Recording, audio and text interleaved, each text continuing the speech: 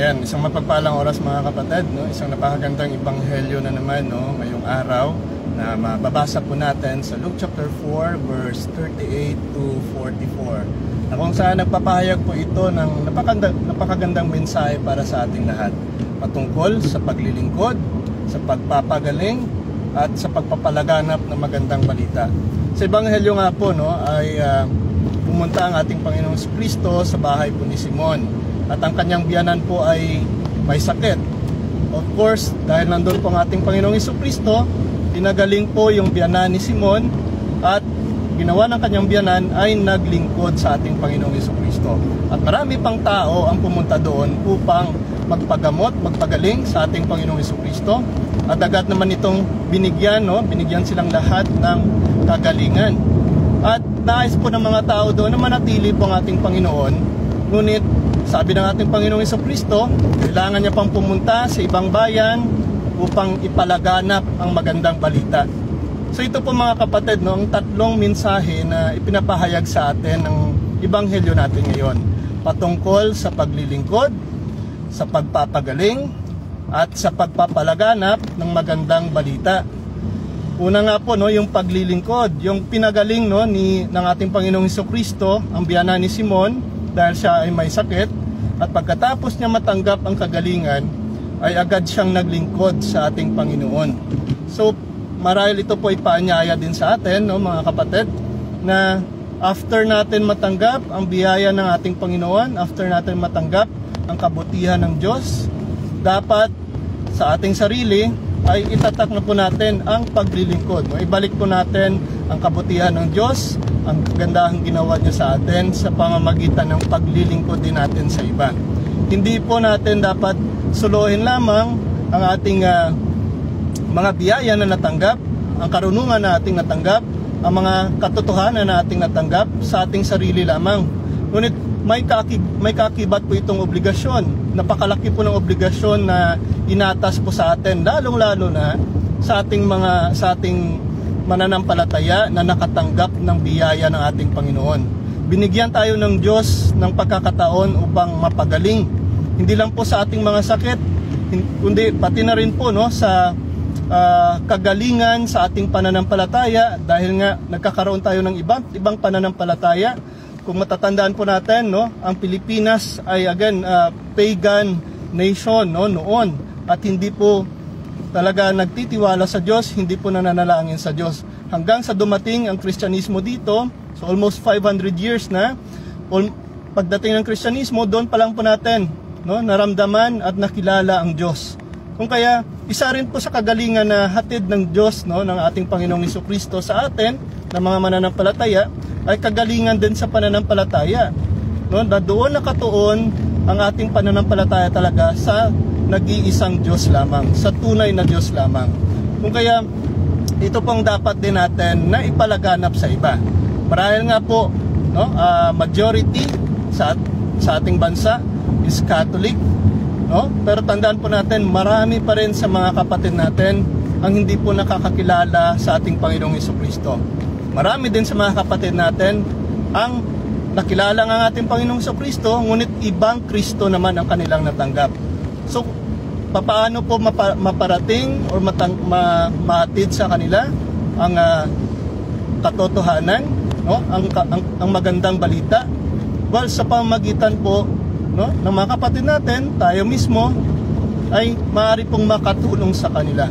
So dito nga po dapat natin ibahagi, no, ang ating mga nalalaman, natanggap na biyaya mula sa ating Panginoon. Nakagaya po ng biyanan ni Simon na pagkatapos niyang mapagaling, no, pagkatapos mapagaling ng ating Panginoong Kristo ay agad siyang naglingkod sa ating Panginoon. So sa paanong paraan ba natin pinaglilingkuran ng Diyos, no, mga kapatid? Marahil lahat po tayo dito ay nakasubaybay, of course, no, may mga sari-sariling responsibilidad, pamilya, no, mga trabaho. So yan po marahil ang inatas sa atin ng Diyos upang gampanin natin dito sa mundong ito, no?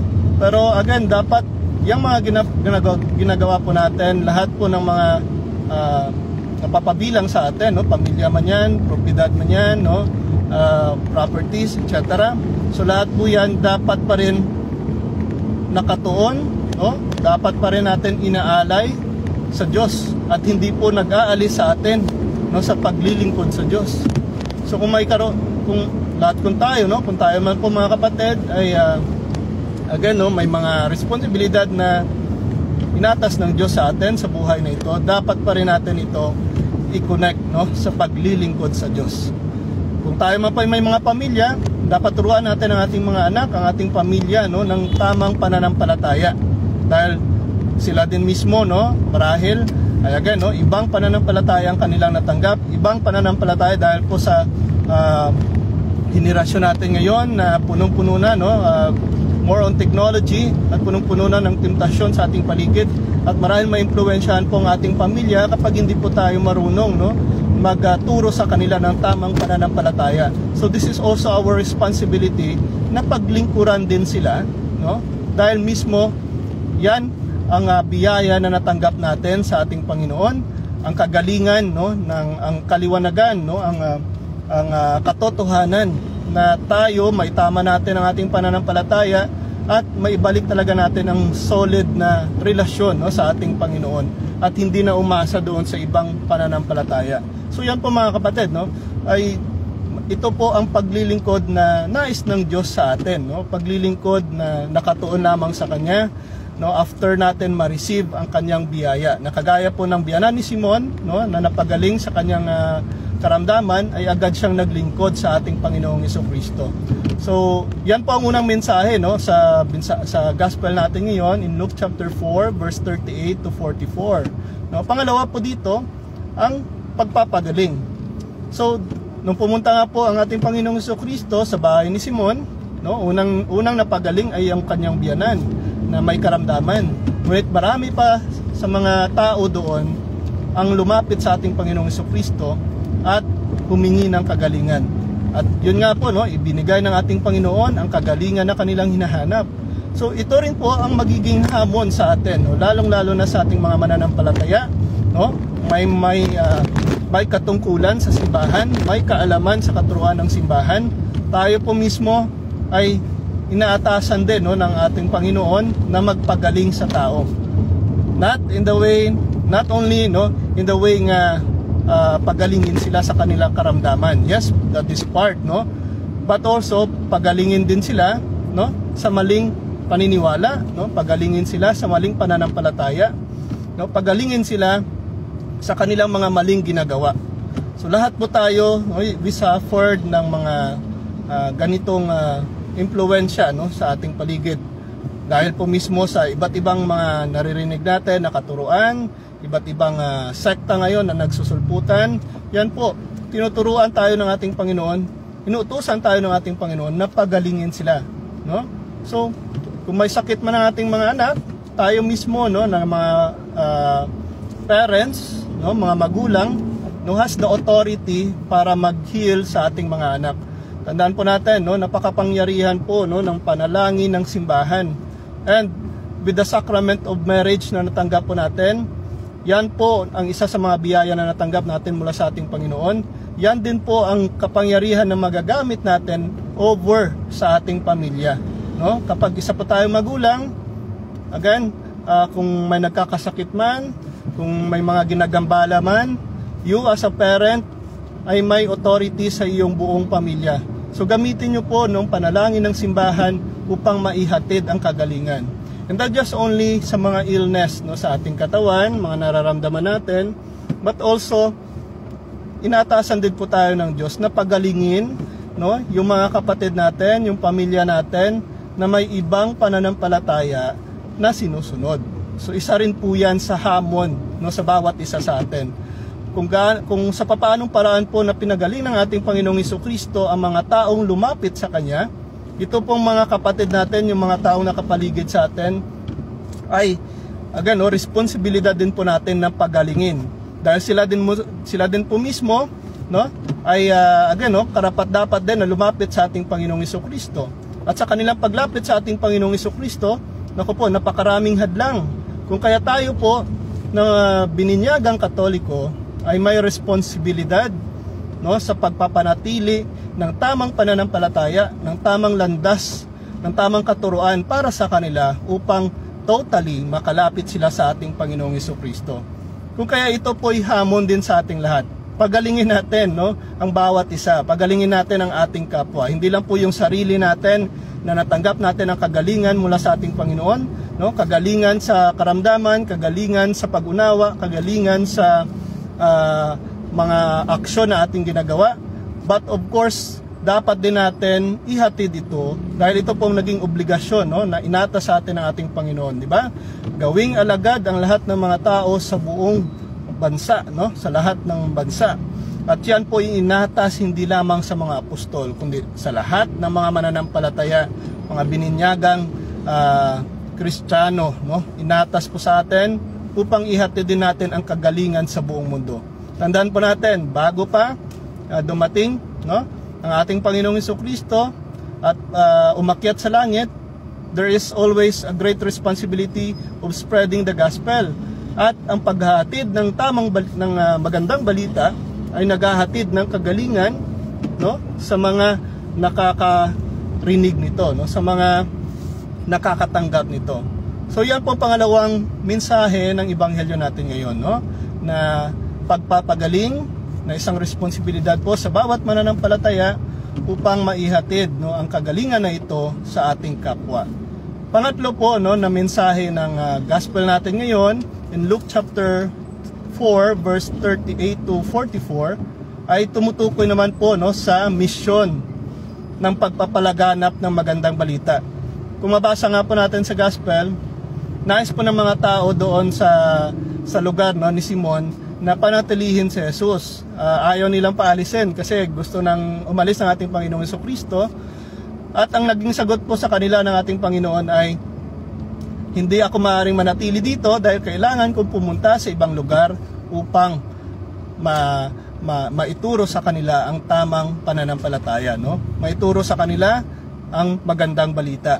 So ito rin po ay mission din sa atin, no, ng mga mananampalataya. Yes, we have the obligation na maglingkod sa ating Panginoon.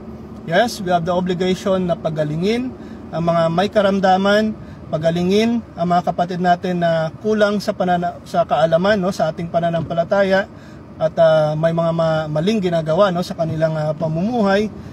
Obligasyon din po natin na ituro sa kanila ang magandang balita, no? Kagaya ng ating Panginoong Jesucristo, hindi lamang siya nanatili sa isang lugar upang doon mag-spread ng gospel. Kung kaya siya po ay pumunta sa ibang lugar din upang maihatid itong magandang balita. And that is also the obligation na hatid sa atin, no, na iniwan sa atin ng ating Panginoon. Pumunta sa ibang lugar upang maihatid ang magandang balita. So again, no, napaka-broad po ng sinasabing lugar na ito, no, na binabanggit sa ebanghelyo natin. Marahil, no, ang bahay po natin, baka diyan lang po tayo nakastik, diyan lamang tayo paikot-ikot, no, ng pag-spread ng gospel, pagtuturo, diyan lamang tayo nakafocus sa ating pamilya. Ngunit hindi lamang po dapat nakatuon, no, sa ating bahay, sa ating pamilya ang pagpapalaganap ng magandang balita, no. Dapat ilabas din po natin. Dapat sa labas natin, sa bakuran natin, no, sa nakapaligid sa atin, ihatid din po natin ang magandang balita. Yan po ang naging hamon ngayon, no, sa atin, mga mananampalataya. Kagaya ng ating Panginoong Jesucristo, ayaw niyang manatili lamang sa isang lugar. At kailangan niyang pumunta, no, kailangan niyang pumunta talaga sa ibang lugar upang nang sa gayon, ang natanggap na biyaya ng mga lugar na kanyang pinuntahan ay matanggap din sa ibang lugar. So kagaya din po sa atin, no, kung ang obligasyon na yan, no, ng pagpapalaganap ng magandang balita ay inihahatid natin, no, sa ating bahay, sa ating pamilya, sa lahat ng mga connected sa atin, dapat din po natin wag limitahan ito, no, sa pagbabahagi ng magandang balita sa kapwa natin. Kahit hindi po natin kakilala, kahit hindi po natin kapamilya, dapat ihatid din natin ang magandang balita. Kung kaya, pag nakikita po natin yung kapatid natin, no, na nag-iiba ng landas, hindi po dapat judgment yung ginagawa natin. Diba? Hindi po dapat paghuhusga sa kapwa natin yung ginagawa natin kapag nakikita natin yung kapwa natin na gumagawa ng mali. Ang naging obligasyon po, ang naging utos po ng ating Panginoon ay dapat ituro sa kanila ang magandang balita. And with that, no, kapag naibahagi na natin ang magandang balita sa kanila, no, naituro na natin sa kanila ang nais ng Diyos na malaman nila, and ayaw pa rin nilang magbago, at least nagawa po natin ang responsibilidad natin na ituro sa kanila kung ano ang tama. Diba? Ang nakakalungkot nga po mga kapatid, no, mas minsan yung malaking hamon pa natin ay kung paano natin i-evangelize yung sariling pamilya natin. 'Di ba? Mismo kahit yung pamilya po natin ay sila pa itong may ibang pananampalataya, no? Sila pa itong gumagawa ng mali, at kahit turuan mo ng turuan ay ayaw pa rin nilang makinig, 'di ba? Ayaw pa rin nilang maniwala. So yan po ay malaking hamon din sa atin. But then again, when it comes to conversion of souls, conversion of hearts, no? Hindi na po natin yung responsibilidad. Ang responsibilidad po natin ay ituro lamang ang magandang balita sa ating kapwa, no, sa ating pamilya, at ang Diyos na mismo ang bahala, no? Ang Diyos na mismo ang hihipo sa kanila upang magbago, no? Upang baguhin ang kanilang puso. So ipagpatuloy lang po natin, huwag po tayong mawala ng pag-asa, huwag po tayong madismaya, huwag po tayong ma-weekend, no, sa ating ginagawa. Dapat manatili lamang tayong matatag na doon lamang tayo nakafocus sa naging misyon na inata sa atin ng ating Panginoon, na ipalaganap ang magandang balita, no, sa ating kapwa. So kahit pa na ayaw nilang tanggapin, kahit pa na napakatigas talaga ng kanilang puso upang matanggap nila, no, ang buong katotohanan, kahit pa na naglalagay na ito sa atin, no, sa kapahamakan, no, sa pagtuturo ng ebanghelyo. Naku po, ipagpatuloy lang po natin, dahil hindi naman po ang Diyos natutulog, no? Hindi naman po ang Diyos nagpapabaya, lalong-lalo na sa kanyang manggagawa. So kapag isa po tayo sa mga gumagawa nito ng pagpapalaganap ng magandang ebanghelyo, no, ay hindi naman po tayo hahayaan ng ating Panginoon. 'Di ba nga? Sabi nga ng ating Panginoon bago siya umakyat sa langit, and isa yan sa mga dapat nating panghawakan, no? Sasamahan ko kayo hanggang sa dulo ng mundo, hanggang sa katapusan ng panahon. So, again, no, pagpatuloy lang natin yung ating mga ginagawa, mga kapatid, no? At kasama natin ang Diyos, kasama natin, no, ang banal na Espiritu para sa misyon na inata sa atin ng ating Panginoon. Misyon na kahit pa na mahirap, no, naglalagay sa atin sa panganib, kahit na mismo, no, lalaan tayo ng malaking oras, ay nako po, kung yan ay para sa Diyos, hindi po yan masasayang, no? Kung lahat po ng ating mga ginagawa ay para sa Diyos, hindi po yan masasayang, hindi po yan mapasawalang bahala lamang, no? Hindi po yan maaring maging useless lamang, dahil alam naman po natin na kapag sa Diyos po tayo nagsisilbi, na kapag sa Diyos po tayo naglilingkod, no, at bibigyan, no, sa huli ay bibigyan tayo ng biyaya, no, ng reward ng ating Panginoong Jesucristo. And that reward, no, is not actually hindi maaring tumbasan, no, hindi maaring tumbasan yung mga ginagawa natin sa nakabutihan dito sa mundo. Okay? Ang reward na yan ay mas higit pa, no, sa mga mabubuting ginagawa natin dito sa mundo.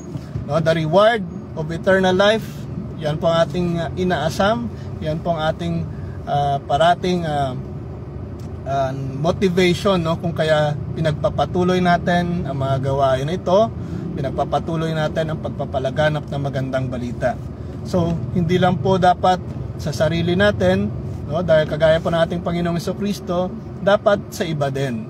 Dapat matanggap din ng iba. Kung ano po yung natanggap natin na reward, na biyaya, no, na kagalingan, ay dapat matanggap din ng ibang tao. Kung kaya tinuturuan din po tayo ng ating Panginoon na huwag maging selfish, di ba? So, kagaya po sa Ebanghelyo in Luke chapter 4 verse 38 to 44, na gustong panatilihin ng mga tao ang ating Panginoong Jesucristo sa kanilang lugar lamang, pero ayaw po ng ating Panginoon. Ang gusto niya, pumunta din sa ibang lugar upang nang sa gayon ay kung anong narinig ng mga tao, no, sa lugar na yon ay maihatid din sa ibang lugar. So marahil ito din po ay turo sa atin, no? Na wag lang natin panatilihin ang ating Panginoong Jesucristo sa ating sarili. Dapat, no, hayaan din natin ang Diyos na matanggap ng ibang tao. Hayaan din natin na matanggap ng ibang tao ang biyaya na natanggap natin. So lahat po tayo ay biyayaan ng Diyos. At ang nais ng Diyos, no, is maligtas tayong lahat, no? Hindi lamang ang sarili natin. So kung kaya pag sinasabi mong personal relationship sa Diyos, naku po, hindi po maaaring maging personal lang yan. Dahil pagdating po sa ating kaligtasan, no, it is always all, lahat, no? Ang kagalingan, ang kaligtasan na hatid ng Diyos ay para sa lahat. And God, no, is the Savior of His body, the church, sa buong simbahan, o sa buong iglesia. O kaya ang kaligtasan, no, ay dapat para sa lahat, hindi lamang po para sa sarili mo lamang, no? So kaya tinuturuan po tayo na maging mapagbigay, no? Mapagbigay at hindi maging selfish na gusto lang natin atin lang lahat, gusto natin ay sa atin lamang atin lamang matanggap yung mga biyaya na binibigay ng Diyos. Pero dapat din natin i-encourage, no, na ang ating sarili na kung ano yung biyaya natin na natanggap ay matanggap din ng kapwa natin. So ito po ay pagpapalaganap, no, ng tamang pananampalataya. Yan po talaga ang tunay na pananampalataya. Hindi lamang po nakabatay, nakatuon sa isang tao. Hindi lamang ikaw parati yung bida, no, sa pananampalatayang ito. Dapat maging bida ang ating Panginoong Jesucristo. Kung bida po ang ating Panginoon, dapat nakatuon lamang tayo sa kung ano ang kanyang inuutos at sa kung ano ang kanyang gusto. Okay? Huwag po nating kalimutan, no, ang two greatest commandments ng Diyos sa atin, di ba? Love God and love your neighbor. So, yan lamang nakatuon, no, yung turo, no, at ang utos ng ating Panginoon. Mahalin natin ang Diyos ng buong puso, ng buong lakas, no, ng buong pagtitiwala natin, at mahalin din natin ang ating kapwa kagaya ng pagmamahal natin sa ating sarili.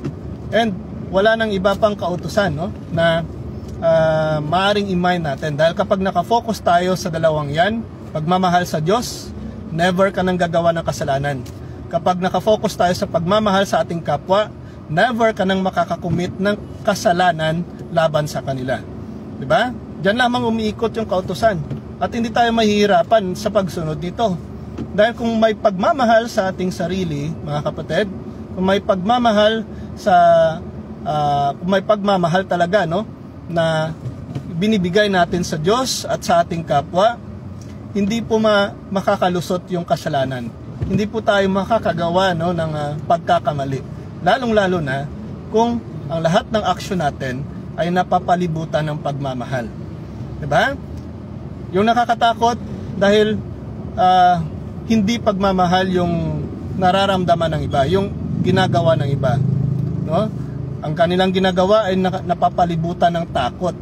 Diba? Kung bakit maraming greedy sa mundong ito, puro na lang pera, puro na lang pagpapayaman, puro na lang pagpanlalamang sa kanilang kapwa, it's because also of fear, na ayaw nilang mahuli, ayaw nilang mag-suffer, ayaw nilang mawala, no, ng mga kailangan nila upang mabuhay, dahil din po sa takot. Pero kung napapalibot sa atin yung pagmamahal, no, napapanatili natin sa ating sarili yung pagmamahal, maiiwasan natin ang pagiging greedy, maiiwasan natin, no, ang pagiging makasarili sa ating sarili, no, because we promote love. And again, no, gusto natin na ipakita ang pagmamahal talaga sa ating kapwa. At yan lamang po nakapalibot. Kung kaya ito po ay malaking mensahe din sa atin, malaking hamon din po sa atin, na dapat lahat ng ating ginagawa, no, ay ginagawa natin dahil mahal natin, no, dahil may pagmamahal, because of love, no. Kung bakit ka nagtatrabaho, kagaya po natin na, no, araw-araw po ay nag-duty po tayo, no, maliban na lang kung Sabado at Linggo. Kung may mga negosyo tayo, parati nating pinaglalaanan ng ating oras Pero kung yan po mga kapatid ay ginagawa natin because of love, no? Ay hindi po tayo mapapagod, no? Kung ginagawa po natin yan because of love, magagawa natin ng mabuti, magagampanan natin ng mabuti ang ating trabaho, no? Run natin ng maayos yung ating negosyo, no? Makakatulong tayo sa ating kapwa, di ba? Na walang paglalamang, no? Walang selfishness, no? Diyan lamang sa pagmamahal. So kung yan po ang ating binibigyan ng tuon, binibigyan ng atensyon, hindi po magiging mahirap yung bagay-bagay. Hindi po magiging mahirap yung paggawa ng mabuti sa ating kapwa. Diba? Tandaan po natin, no? Our good works is also our one of our passport, no, to attain, no, to achieve eternal life, no? Bakit po? Dahil kung matatandaan po natin in Matthew 25, yan po ang naging tanong ng ating Panginoong Jesucristo. Okay? Nung nabubuhay ba tayo, pinapakain ba natin yung nagugutom? No? Kung nabubuhay ba tayo, pinapainom ba natin yung mga nauuhaw? No? Dinadamitan yung mga walang damit, binibisita yung may mga sakit, no? Binibisita yung mga nakakulong. Yan po ang isang katanungan, no? Mga katanungan ng ating Panginoong Jesucristo. Na kung ginagawa natin ito sa the very least, no, ng ating kapwa, ginagawa din natin ito sa Diyos. So magagawa lamang natin ito mga kapatid kung may pagmamahal sa ating sarili. Hindi naman natin magagawang pakainin yung kapwa natin, no, na nagugutom kung walang pagmamahal sa ating sarili. Hindi natin kayang painumin yung mga kapwa natin na nauuhaw kung walang pagmamahal sa ating sarili. Hindi natin kayang damitan yung mga walang damit kung walang pagmamahal sa ating sarili. So parating nakaikot po sa pagmamahal. At ang good works ay nakabatay doon sa pagmamahal. No, nakaugat doon sa nilalaman ng ating puso kung may pagmamahal. So yan po mga kapatid, no? Isa po yan sa mga paalala din po sa atin. At pangalawa, of course, pagmamahal sa Diyos. Hindi naman natin kayang baliin, hindi naman natin kayang labagin yung kautusan ng Diyos kung may pagmamahal lamang tayo sa Diyos. Diba?